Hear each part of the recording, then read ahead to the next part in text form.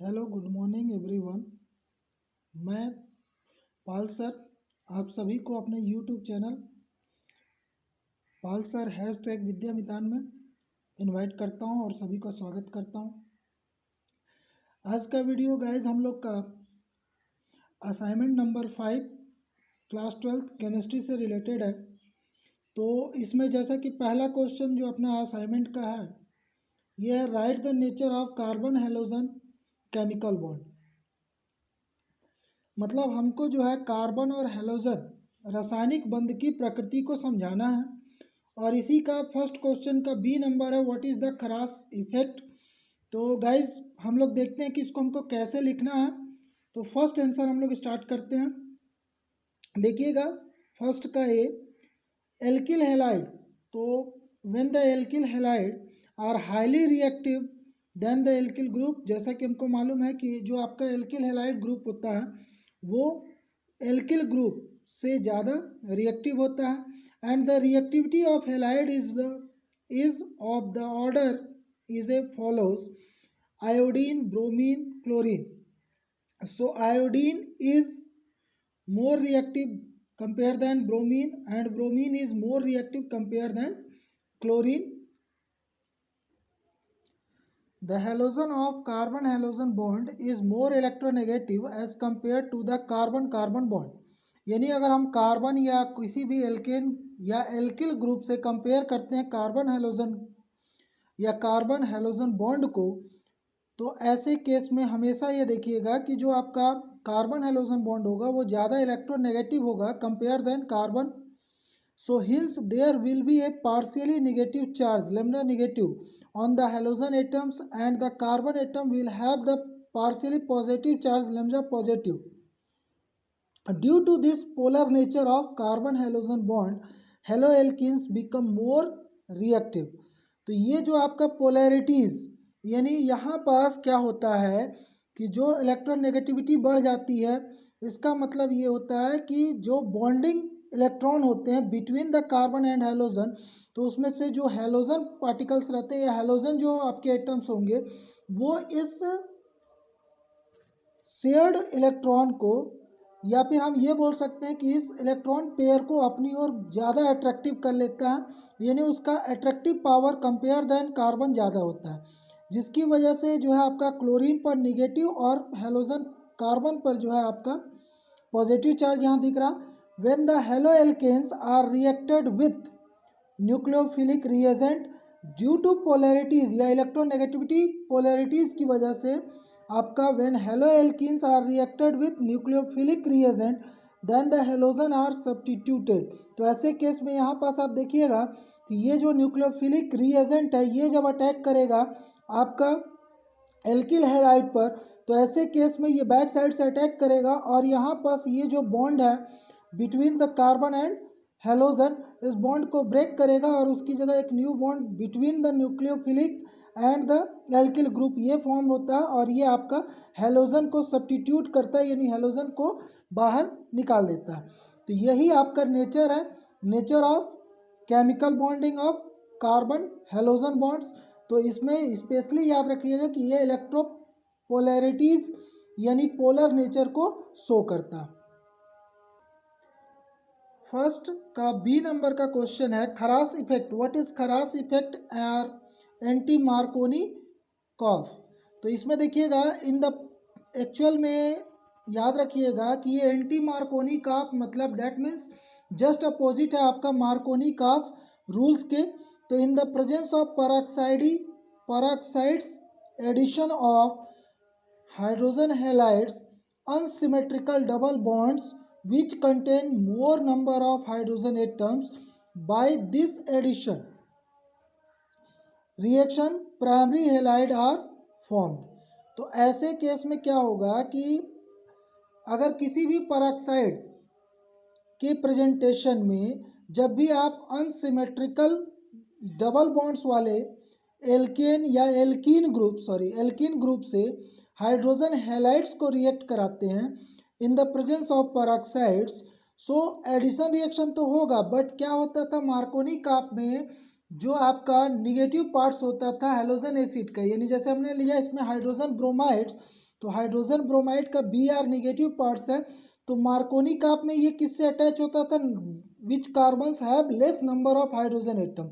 बस यहाँ पास ऐसे केस नहीं होता है, यहाँ हेलोजन जो है वो आपका नेक्स्ट वाला जो कार्बन जो डबल बॉन्ड क्रिएट कर रहा है उसके साथ कनेक्टेड होगा, और यहाँ पास जहाँ पास लेस हाइड्रोजन है, यानी जिस कार्बन के साथ लेस हाइड्रोजन प्रेजेंट है वहाँ पास आपका हाइड्रोजन ऐड होता है। तो ये फॉर्म करेगा आपका प्राइमरी हेलाइड्स, लाइक कार्बन 3 हो गया, तो ये आपका 1 ब्रोमो प्रोपेन, तो ये 1 ब्रोमो प्रोपेन है। तो यही आपका जस्ट अपोजिट होता है मार्कोनी का रूल का। तो इसको बोलते हैं हम खरास इफेक्ट, या इसी को बोलते हैं पेरोक्साइड इफेक्ट, क्योंकि ये पेरोक्साइड की प्रेजेंटेशन में होता है। ओके, सेकंड क्वेश्चन है right the difference between primary, secondary and tertiary alcohol on the basis of following reaction. First one dehydrogenation and second one oxidation. यानी हमको प्राथमिक, द्वितीयक और तृतीयक एल्कोहल में अंतर बताना है। पहला है आपका विहाइड्रोजनीकरण, जिसको हम डिहाइड्रोजनेशन बोलते हैं, और दूसरा है आपका ऑक्सीकरण के बेसिस पे। तो इसके डिफरेंसेस की जब हम बात करते हैं तो इसको इजीली है कि आप इक्वेशन के थ्रू इसको राइट अप कीजिए। तो एक्चुअल में गाइस इस टाइप का टेबल प्रिपेयर करते हैं, primary, secondary and tertiary alcohol. तो फर्स्ट है आपका डिहाइड्रोजनेशन।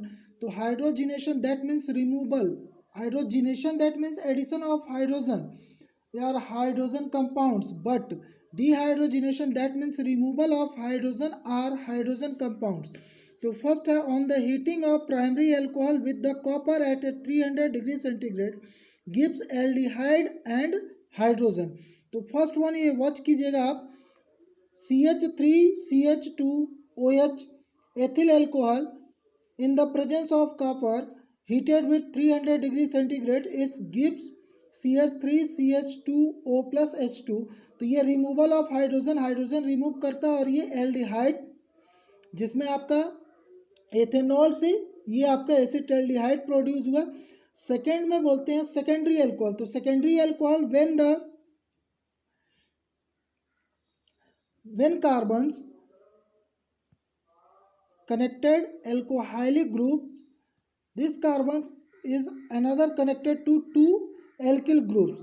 मतलब पर्टिकुलर जिस कार्बन से हेलोजन वाला ग्रुप कनेक्टेड होता है उसी के साथ टू आपके अलग एल्किल ग्रुप अगर कनेक्टेड होते हैं तो ये सेकेंडरी पोजीशन है। So secondary alcohol heated at a 300 degree centigrade in the presence of copper it's form acetone, that means ketone, CH3COO CH3 acetone and removal of hydrogen। तो always यहाँ पर जो है डिहाइड्रोजनेशन होगा, तो ये हाइड्रोजन रिमूव होगा, और यहाँ CH3C डबल बॉन्ड O ये आपके H2 रिमूव हो रहा। थर्ड आते हैं हम लोग टर्सियल। तो जब हम टर्सियल कंडीशन की बात करते हैं तो टर्सियल में देखिएगा on heating the tertiary alcohol, तो ये देखिए इस कार्बन के साथ 3 आपके एल्किल ग्रुप कनेक्टेड है, इसी कार्बन के साथ आपका एल्कोहलिक ग्रुप कनेक्टेड है, तो ये आपका टर्सियल एल्कोहल है।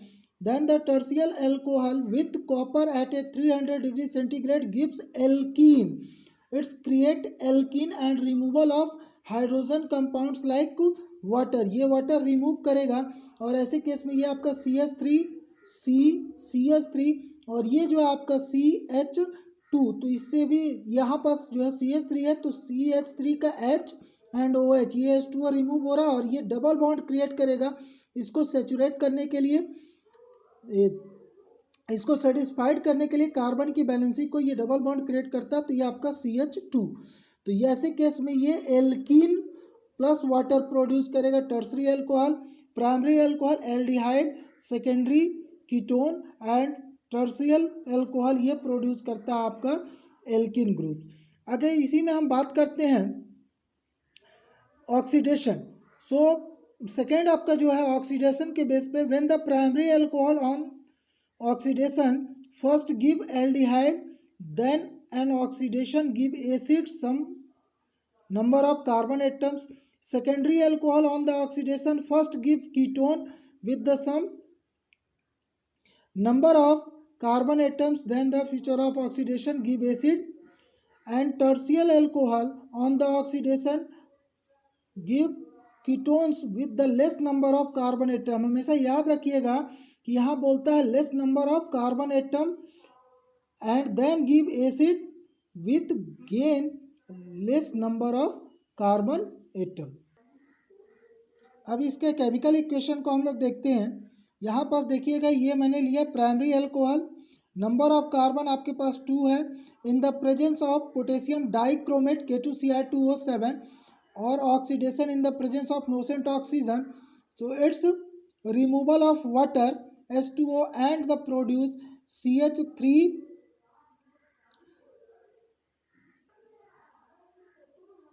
It's produce CH3CHO। तो ये देखिएगा, ये फर्स्ट ऑक्सीडेशन में इसने क्या किया, वाटर रिमूव किया और ये एल्डिहाइड फॉर्म किया।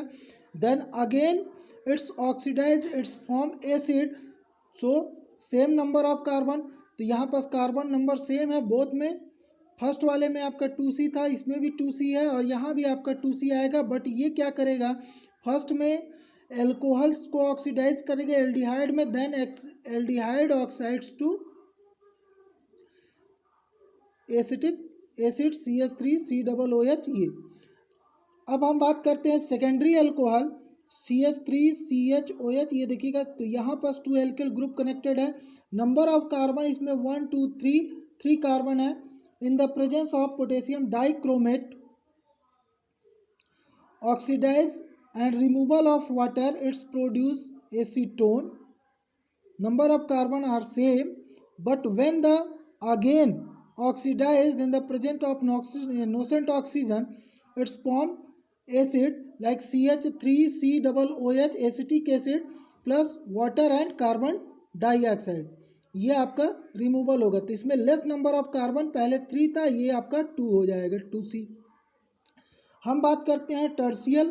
सो टर्शियल, ये देखिए इस कार्बन के साथ 3 आपके 1 2 3 ये 3 एल्किल ग्रुप कनेक्टेड है। Then alcoholic group same carbon से कनेक्टेड है, ये टर्शियल पोजीशन हो गया।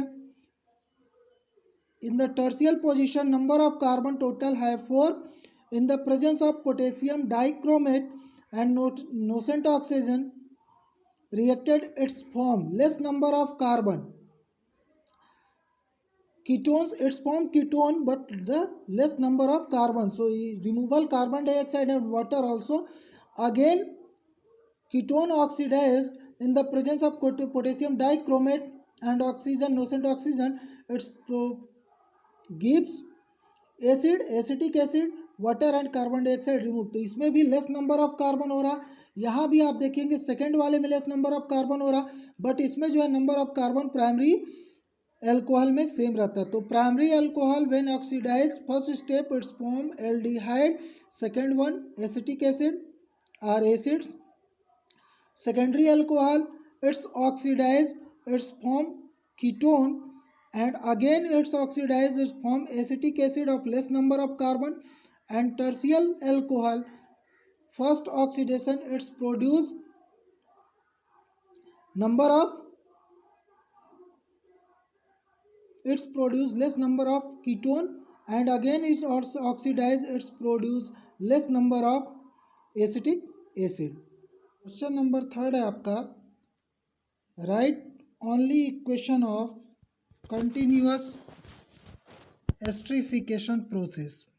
एंड थर्ड का बी आपका आएगा, explain the acidic nature of carboxylic acid. तो फर्स्ट क्वेश्चन का हम लोग देखते हैं answer.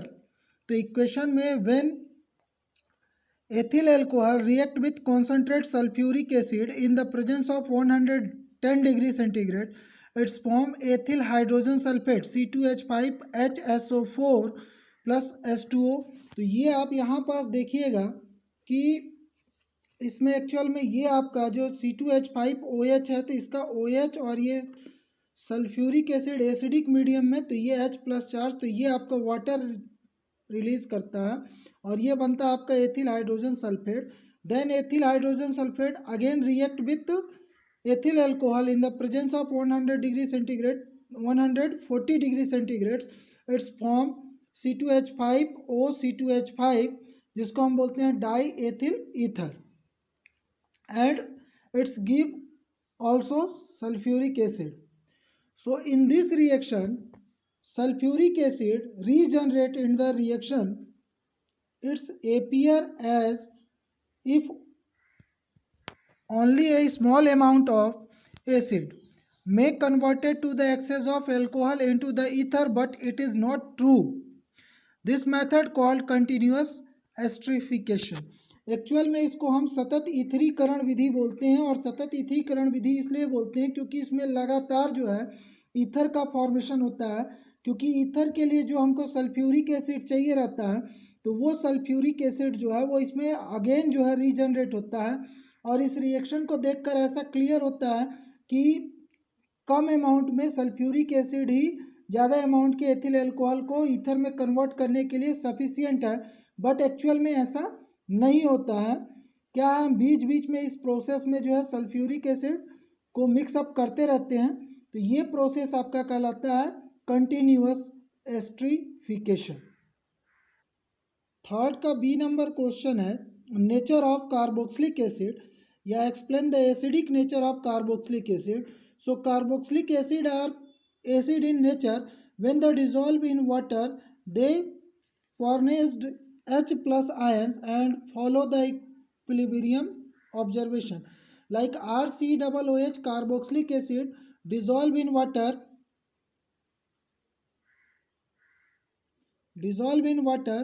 It's converted to RCOOH in carboxylate ion and hydronium ion. Applying the law of chemical equilibrium, so K equal molar concentration of carboxylate ion RCOO minus charge and hydronium ion upon the molar concentration of carboxylic acid and water. Since water is taken in excess, its concentration remain almost constant. चाहे water हम कितना भी ज़्यादा लें, but इसका concentration जो है almost constant ही होता है. So we come K into H2O equal molar concentration of carboxylate ion and hydronium ion upon the molar concentration of carboxylic acid. So Ka, ये आपका Ka जो आएगा ये आपका इक्विलिब्रियम कांस्टेंट ऑफ एसिड, या जिसको हम बोलते हैं dissociation constant of acid, is equal to molar concentration of RCOO minus ion and hydronium ion upon RCOOH. So it is clear from the above equation, greater the value of Ka, dissociation of constant of acids, stronger is the acid. इसमें ये clear होता है कि जितना ज़्यादा Ka की value होगी, यानी डिसोसिएशन कांस्टेंट ऑफ एसिड जितना ज़्यादा होगा, एसिड उतना ही हाईली स्ट्रोंगर होगा. अगर now a day a scale is used to the comparison of acidic strength, so pKa equal minus log Ka. pKa यानी potential of dissociation constant of acid is equal to the minus log Ka. So smaller the value of pKa, stronger is the acids. तो pKa की value जितनी कम होगी acid उतना ही stronger होगा. तो ये आपका है एसिडिक नेचर. क्वेश्चन नंबर 4 है अपना, explain the laboratory method of preparation of acetone on the basis of the following. First आपका लेवल diagram of apparatus then at chemical reaction. तो in the laboratory it is prepared by dry distillation of anhydrous calcium acetone. तो ये देखिएगा आपका calcium acetate, ये calcium acetate है, क्योंकि ये एसिटिक एसिड से जब हम हाइड्रोजन रिमूव कर देते हैं तो रिमेनिंग पार्ट्स को हम बोलते हैं एसीटेट. तो ये आपका CH3COO CH3COO अब ये जब हम इसको हीट प्रोवाइड करते हैं तो ये क्या होगा, जब इसमें ड्राई डिस्टिलेशन होगा यानी पूरी तरीके से ये जो है सूखेगा, और तो एनहाइड्रस कैल्शियम एसीटेट बनाने के लिए एनहाइड्रस, तो ये पहले से इसमें मॉइस्चर तो है नहीं, अवेलेबल नहीं है, तो यहाँ पास जो है CaCO3 ये कैल्शियम कार्बोनेट जो है वो बना लेगा आपका, जिसको हम संगमरमर भी बोलते हैं या मार्बल्स बोलते हैं. और ये आपका CH3COCH3 ये आपका एसीटोन प्रिपेयर करेगा. तो ये सिंगल जो है प्रिपरेशन मेथड है, ये प्रिपरेशन फार्मूला है इसका. बट एक्चुअल में जब हम इसका केमिकल प्रॉपर्टीज़ की बात करते हैं तो केमिकल जो इक्वेशन है, तो केमिकल इक्वेशन में जो हमको एसीटोन ऑब्टेन हुआ, ये एसीटोन जो है वो इम्प्योर रहता है, यानी इसमें इम्प्योरिटीज़ बहुत ज़्यादा होती है. तो इम्प्यूरिटीज़ को दूर करने के लिए हम क्या करते हैं, एनहाइड्रस कैल्शियम आपका जो हमको सबसे पहले मिलेगा आपका एसीटोन CH3COCH3, तो इसको anhydrous calcium chloride is taken in the glass and the metal retort, so acetone vapours are formed which condense on the condenser and collect in the receiver. तो ये आपका रिसीवर है, ये कंडेंसर है, और इसमें जो है ऑटोमेटिक आपने क्या किया है, एनहाइड्रस कैल्शियम क्लोराइड या कैल्शियम क्लोराइड ले सकते हैं, या फिर आपका कैल्शियम एसीटेट, इसको जो है हम इसमें रिटार्ड में फिलअप कर दिए हैं। तो ऐसे केस में जब हमारा बनेगा तो ये जो हमारा बना,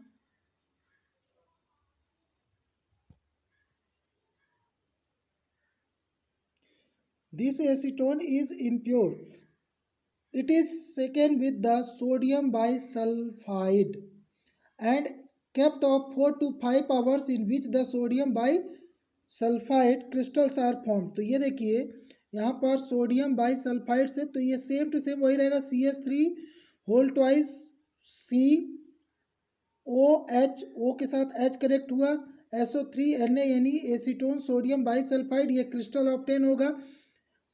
then These are separated with the sodium carbonate solution, और इसको सेपरेट कर लेते हैं, अलग करने के बाद सोडियम कार्बोनेट सोल्यूशन, एंड उसके साथ इसको फिर से आप डिस्टिलाइट करेंगे, यानी डिस्टिलेशन प्रोसेस होगा। Then the pure acetone is obtain, sodium sulphide water and carbon dioxide are removal. तो ये इसका जो फिफ्थ क्वेश्चन है आपका, write down the following reaction by given equation. First है आपका क्रॉस एल्डोल कंडेंसेशन, सेकेंड आएगा आपका Gattermann Koch reaction. So cross aldol condensation, crossed aldol can take place between the aldehyde or ketones which do not contain alpha hydrogen atoms. When two different aldehyde or ketones react with each other in the presence of dilute alcoholic, it's produce aldol। मतलब देखिए aldol condensation और cross aldol condensation में main difference जो ये है कि aldol condensation में actual में क्या होता है कि two same types of aldehyde or ketones, इनके बीच में एल्काइल या एल्कलीन जो भी हाइड्रोक्साइड है, डाइल्यूट एल्कलाई की प्रेजेंटेशन में जब रिएक्ट कराते हैं तो ये आपका एल्डोल माने एल्डिहाइड और एल्कोहल प्रोड्यूस करता है। इसमें अल्फा हाइड्रोजन नेसेसरी होता है, but the cross aldol condensation, तो cross that means two different types of aldehyde or ketone, या फिर एल्डिहाइड एंड कीटोन भी यूज कर सकते हैं। तो इनके बीच में जब हम डाइल्यूट एल्कली की presentation like sodium hydroxide, beryllium hydroxide की प्रेजेंटेशन में रिएक्शन कराते हैं तो ये आपका एल्डोल कंडेंसेशन, ये आपका क्रॉस एल्डोल कंडेंसेशन कहलाता है। एक एग्जांपल हम देखते हैं, like benzaldehyde C6H5CHO react with acetaldehyde. तो यहाँ पर देखिएगा बेंजल्डिहाइड, एसिटल्डिहाइड, ये टू डिफरेंट टाइप्स के एल्डिहाइड हुए। इन the presence of sodium hydroxide it's form unstable compounds like benzene ring CHOH, CH2OH। तो यहाँ पर देखिएगा कि ये जो C6H5 ये रिप्रेजेंट कर रहा कौन, बेंजीन रिंग को रिप्रेजेंट कर रहा, और ऐसे केस में यहाँ पास से देखिएगा इसका OH ये कनेक्टेड है कार्बन से, देन CH, एक CH3 का एक H यहाँ, और ये आपका CH2CHO, लेकिन ये अनस्टेबल कंपाउंड्स होता है, बहुत जल्दी ये जो है अगेन जो है हाइड्रोलाइसिस करेगा, यानी डिहाइड्रोलाइसिस करेगा, यानी यहाँ पर से हाइड्रोजन और ऑक्सीजन दैट मीन्स वाटर जो है वो रिलीज करेगा। जब वाटर रिलीज करेगा तो ऐसे केस में क्या होगा, इसका OH देन H, OH और H ये दोनों मिल करके आपका H2O आपका रिमूव हो जाएगा, और आपका बचेगा benzene ring, then CH double bond CH जिसको हम बोलते हैं सिनेमेल्डिहाइड। तो ये आपका एग्जाम्पल हो गया क्रॉस एल्डोल कंडेंसेशन। सेकेंड इसका क्वेश्चन है Gattermann Koch reaction. So mixture of carbon monoxide and hydrochloric bubble through a solution of aromatic hydrocarbons like benzene is ether solution in the presence of anhydrous aluminum chlorides, then the benzaldehyde is formed. This reaction is called Gater-Mann-Koch reaction. तो mixture of carbon monoxide and hydrochloric acid का bubbles, इसको जब aromatic compound के साथ react कराते हैं इन anhydrous aluminium chloride की presentation में, तो ये आपका बेंजल्डिहाइड C6H5CHO बेंजल्डिहाइड प्लस जो है आपका हाइड्रोक्लोरिक एसिड रिएक्ट करेगा.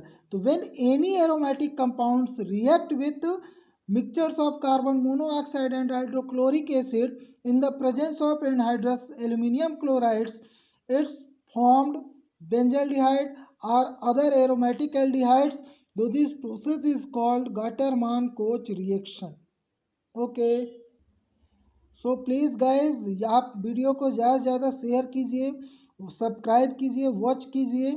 ये आप लोग का जो है 5th असाइनमेंट का मैंने क्वेश्चन विथ आंसर कंप्लीट करा दिया. इसको अच्छे से आप राइटअप के लीजिए ताकि आपको जो असाइनमेंट्स के नंबर है वो फुल्ली मार्क्स आपको ऑब्टेन हो सके. Okay guys, thank you.